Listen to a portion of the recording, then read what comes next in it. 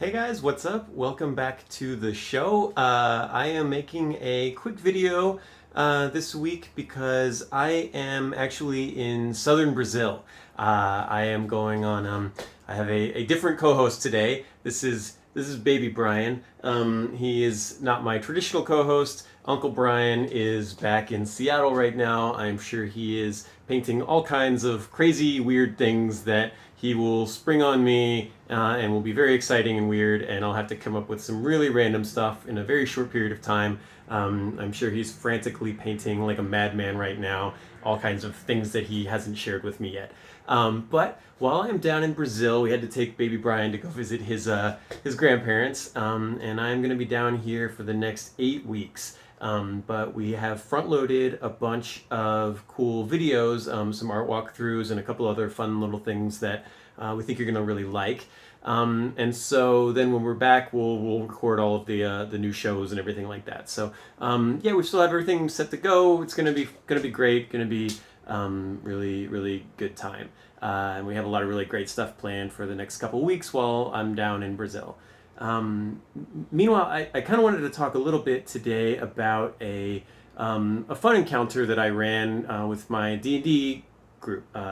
One of the cool things about doing online stuff, online D&D, quarantine, all that stuff, is that even though it doesn't start until 12:30 in Sao Paulo time, I can still do my D&D group here, and we had a really fun encounter on Tuesday doing the online D&D thing. One of the things that come across a lot when you are running a campaign is you really want to have a good battle with the big evil guy, right? The big bad evil guy. You've been kind of hyping him for a while, and you want him to be a memorable encounter and a good encounter, and one that isn't basically like disappointing for the players. You don't really want to kill them right away or destroy the party, but you also don't want like the problem I was having, I guess, is I was doing that. I've talked a little bit about the He-Man adventure that I was running, where it's basically a kind of a glorified version of Castle Grayskull and Skeletor and some of the weird animals and creatures and monsters that show up in some of the old He-Man comic books. So I wanted to run a campaign that was based a lot along those lines. And so the last guy, I named him Keldor, which is what Skeletor's name is in the comic books, like what his real name is before he becomes known as Skeletor. His name is Keldor. It's like a weird He-Man trivia thing, but he's a lich, the way that I came up with him. And I wanted to have him be a memorable encounter, but I didn't really want, like, it's really hard to run one guy against the entire party. Generally speaking, in a situation like that, the paladin will just sprint up to him and then just smite him into oblivion. You'll get a bunch of spells that everybody just focuses everything on him, and it's really hard for one character, one villain, one monster to match the combined power of the entire party. It gets really tricky. So I also didn't really want to just have him have these giant waves of guys to attack you, and I felt like I wanted an encounter that wasn't so much, he's got 50 minions and you have to fight your way through them to get to him. So I came up with a kind of a fun encounter for it, where basically the party is about to enter the room where they think he is, right? There's maybe a little fight outside, and however many rounds that fight outside went, there was like a sentry outside Keldor's lair, Keldor's throne room. And they fight these guys, and one of them runs into the throne room.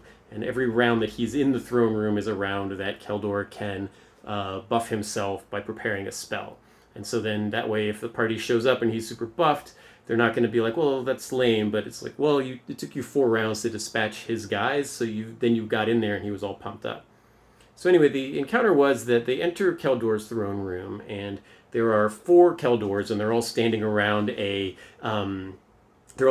some kind of magical entity or energy, and they're all casting spell into it. They all look identical. They all are lich-looking guys, and it turns out that one of them is an illusion. He's a major image, but he has no magical abilities. He's no illusion. He's just an illusion. So when you interact with him, there's a chance that he'll be dissipated, or that he will, vanish or whatever. Once you get a will save once you interact with it. So one of the Skeletors is a minor image. One of them is a henchman of his who is a doppelganger who has been turned to look exactly like Keldor.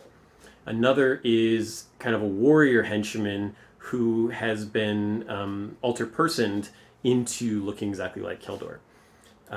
And so the disguised person, the alter self and stuff, that doesn't, you don't get a save against any of that until it's interacted with, which is kind of a cool way of doing that, where you could, they don't know that this guy's not real until they attack him.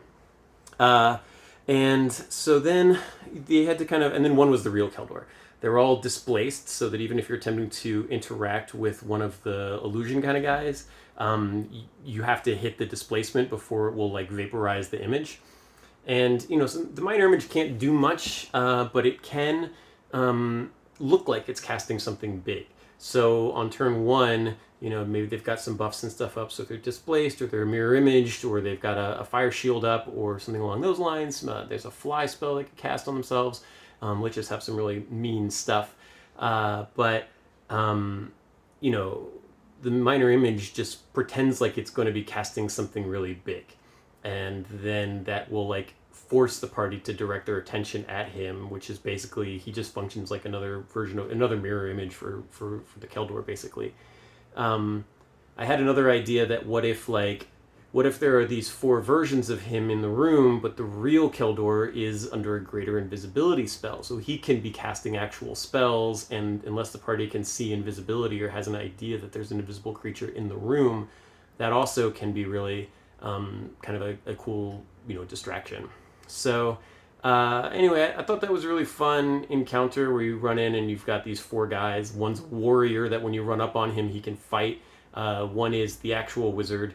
One is an illusion, and one is a doppelganger, which was a creature that is not very powerful compared to a lich. So like once you close with him, you're going to kill him pretty easily, but you're also going to soak up a turn or 2 of the barbarian or the paladin.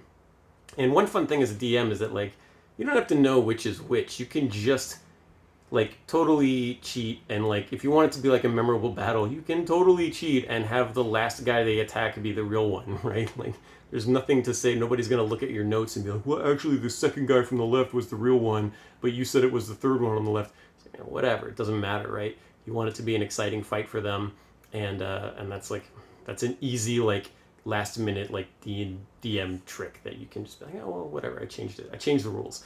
And so anyway, I thought that was kind of a fun encounter. I had a really good time running it. I wanted to share it with you guys because I thought it was an interesting little fight where you've got all of these mirror images and various different types of people, and I loved that the barbarian closed on the one that was a fighter, and so then that guy ended up like kind of being a bit of a slugfest with them, and you can just kind of throw off and distract the party with different like versions of the same character. That way, like, it really drives in this big bad evil guy. You get to see him a bunch, and you get to run into a bunch of copies of him. And one thing that is really worth mentioning, just to kind of end this off, is that liches are like very intelligent, right? And a lot of times, your big bad evil guy is going to have an intelligence score of an 18 or a 20 or 22, and so like really, gives you an opportunity to think about like these guys are smart, so they're going to have good stuff planned, right? A lich is going to be protected with a globe of invulnerability. He's going to maybe be invisible. He's going to maybe be able to fly. He's going to have some stuff planned, some tricks, some traps in the room for the party when the party runs in to get him. Maybe there's an illusionary floor that they'll fall through into a pit, or there's like, if he's got time to prepare for the party, and generally speaking, if you're attacking him in his lair, he has time to prepare for you. He's going to have some tricks and some traps ready, and it makes for a little bit more of an interesting and memorable fight if you can try to really give some thought to like what your guy would do and how he would defend himself, especially spellcaster kind of guys who are not going to hold up very well in hand-to-hand combat, right? You aren't going to, if you don't want it to be, they face your big guy and he loses initiative and then just gets creamed by the barbarian, right? You have to survive long enough to start making the party roll fortitude and will saves and finger of death them and whatever you're going to do, power word kill or whatever crazy spells you have like are worthless if you are immediately find yourself in hand-to-hand combat with a warrior. So anyway, I thought that was interesting. I thought it was worth mentioning, especially since I'm wanting to do this intro for Brazil, and I don't have any of my video editing software here with me. So I hope you like this picture of this sailboat behind me, and we will see you next week with a really cool art walkthrough that me and Brian recorded last week. All right, thanks so much, guys, and we'll see you next time.